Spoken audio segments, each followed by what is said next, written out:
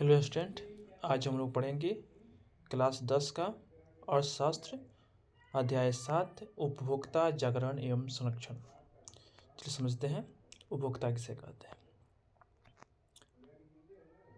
व्यक्ति जब कोई वस्तु या सेवा अपने उपभोग या उपयोग के लिए खरीदता है तो उसे उपभोक्ता कहते हैं।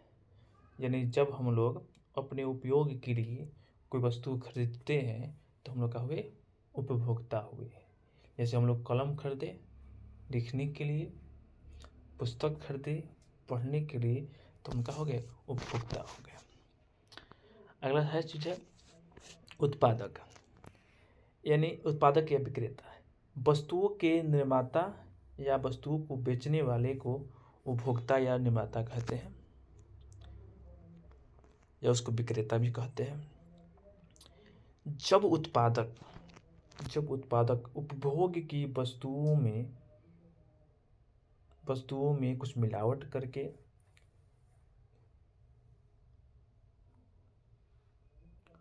उपभोक्ताओं को देता है तो उससे उपभोक्ता के स्वास्थ्य पर बुरा असर पड़ता है, यानी शोषण होता है। और इसी शोषण को दूर करने के लिए उपभोक्ताओं के लिए विश्व उपभोक्ता अधिकार दिवस 15 मार्च को मनाया जाता है, जिसमें जो वस्तु को खरीदने वाले हैं, उपभोग करने वाले हैं, उनको जागरूक किया जाता है, समझाया जाता है कि किस वस्तु में कौन सी वस्तु अच्छी है, उसकी पहचान क्या है। जैसे सोना खरीदने के लिए आपको हॉलमार्क बनाया गया है ना, इसीलिए। और उसके अलावा भारत में भी उपभोक्ताओं को जागरूक बनाने के लिए कई उपाय किए गए हैं। और इसी के तहत 1986 में उपभोक्ता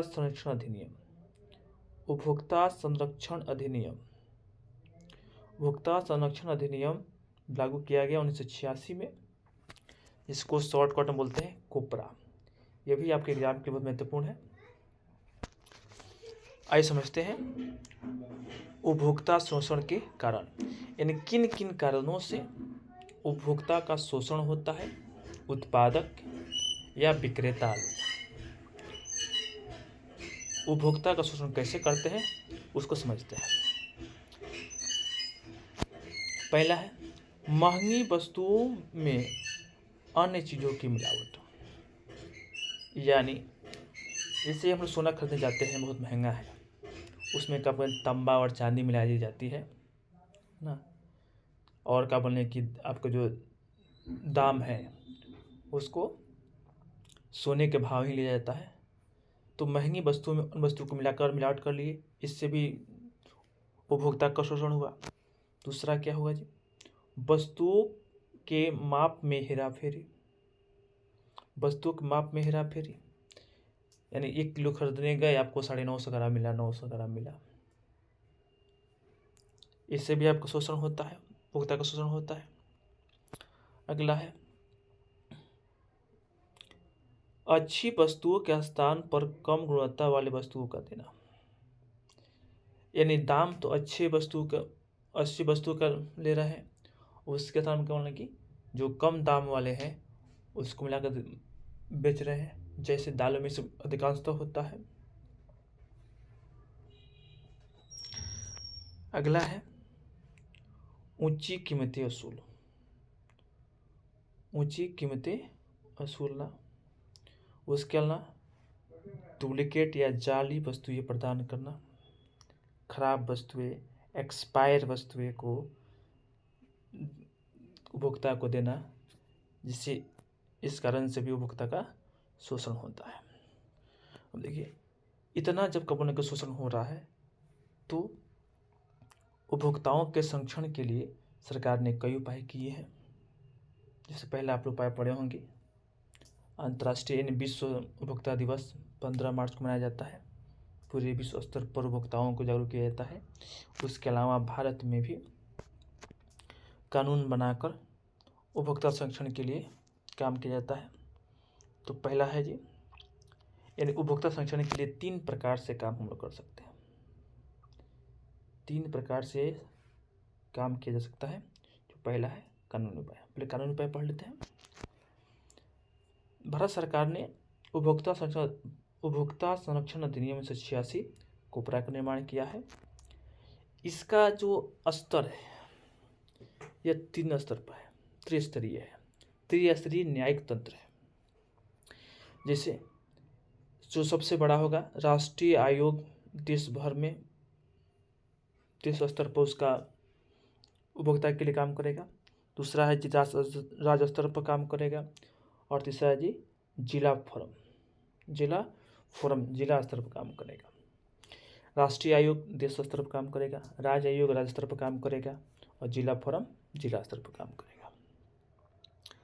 दूसरा है प्रशासनिक उपाय, जैसे सार्वजनिक वितरण प्रणाली।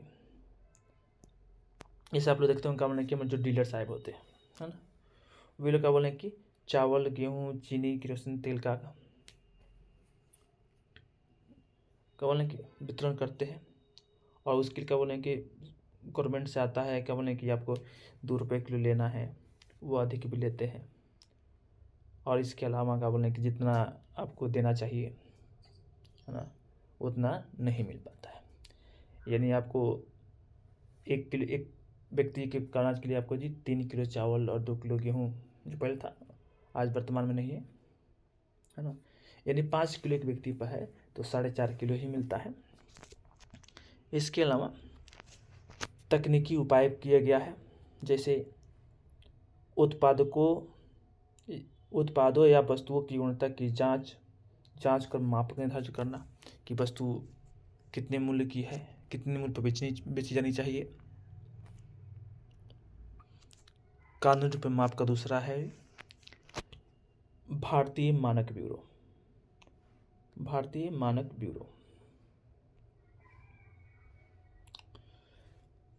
इसे पहले भारतीय मानक संस्था के नाम से जाना जाता था और इसका मुख्य कार्य विभिन्न वस्तुओं या सेवाओं का मानक तैयार कर प्रमाणन योजना चलाना, यानी कौन वस्तु अच्छी है खराब है उसकी जांच करना। अगला है औद्योगिक एवं उपयोगिता वस्तुओं के लिए SI मार्क का उपयोग, यानी जो उद्योगों से जो वस्तुएं प्राप्त होती है, उपभोग की वस्तुएं हैं, उस पर ISI मार्क।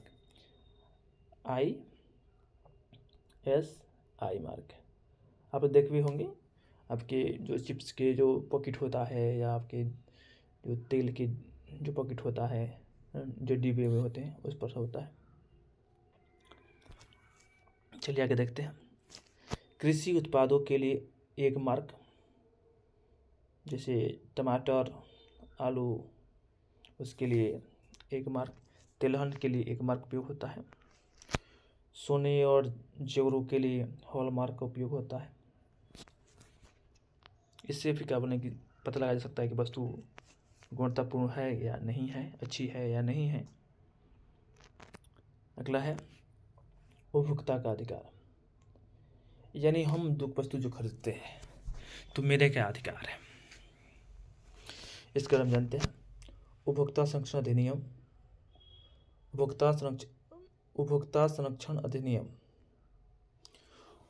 संरक्षण अधिनियम की धारा 6 के अंतर्गत उपभोक्ताओं को कुछ अधिकार दिए गए हैं। जो हम वस्तु खरीदते हैं तो हम लोग कुछ अधिकार मिल दिए गए हैं। तो क्या क्या अधिकार जानते हैं। पहला अधिकार है सुरक्षा का अधिकार है, जैसे वस्तुओं या सेवाओं से शरीर या संपत्ति की हानि से बचाने के लिए यह अधिकार दिया गया है।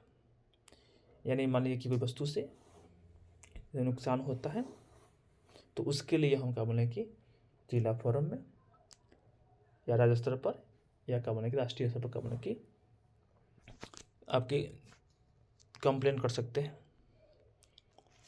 दूसरा है सूचना पाने का अधिकार है, ये बहुत महत्वपूर्ण है।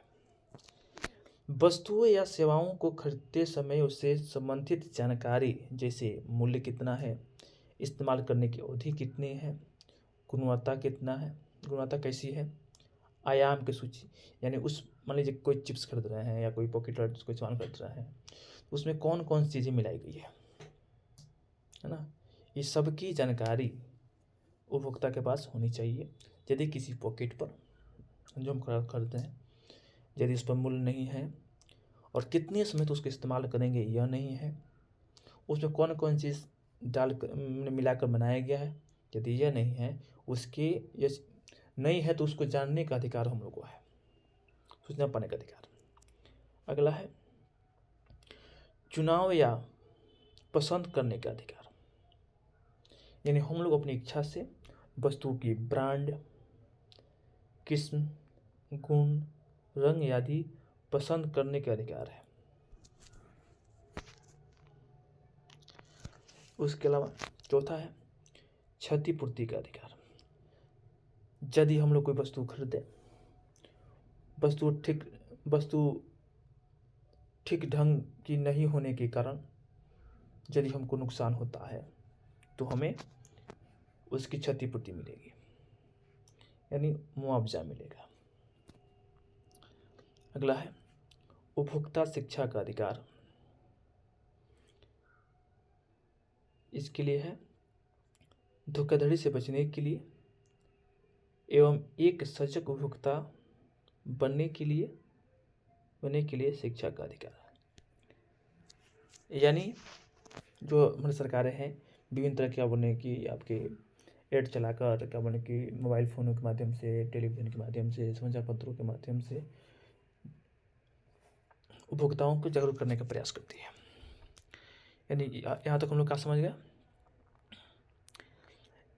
यानी मान लीजिए कि हम लोग कोई भी वस्तु खरीद रहे हैं तो उस वस्तु को खरीदने से पहले हमको हर हाल में उसके मूल्य, उसकी उपयोग की अवधि, उसमें कौन कौन सी वस्तुएं मिलाई गई है, उसको देखने के बाद ही खरीदें। यदि क्या बोलने कि उससे हमको नुकसान होता है तो उसके लिए क्या बोलने की क्षतिपूर्ति की भी व्यवस्था है। अगला है मान लीजिए कि कोई वस्तु हम उपयोग किए, चलिए अब जानते हैं कि कितनी क्षति होगी तो हम उसे कहाँ शिकायत करेंगे, कहाँ इसको रिपोर्ट दर्ज कराएंगे।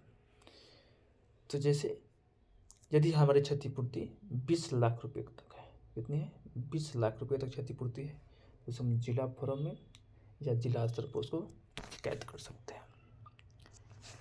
यदि हमारी क्षतिपूर्ति 20 लाख से लेकर 1 करोड़ तक है, 20 लाख से लेकर 1 करोड़ तक है, तो उसके लिए हम राज्य आयोग में जाएंगे या राज्य स्तर पर उसका शिकायत करेंगे।